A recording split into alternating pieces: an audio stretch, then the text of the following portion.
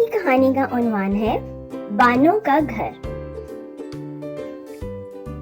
ये बानों का घर है। सुबह का वक्त बानो और बिलाल नाश्ता कर रहे हैं। दोपहर का वक्त दादा दादी कहानी सुना रहे हैं। शाम का वक्त सब शाम को बाग में बैठे हैं।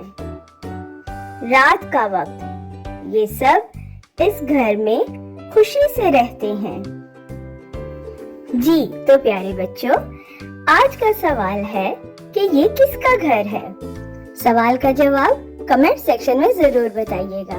पिछली कहानी का सवाल था कि दरख्तों पर क्या लगा हुआ है और बहुत सारे बच्चों ने इसका बिल्कुल सही जवाब दिया। जी हाँ, आम लगे हुए हैं।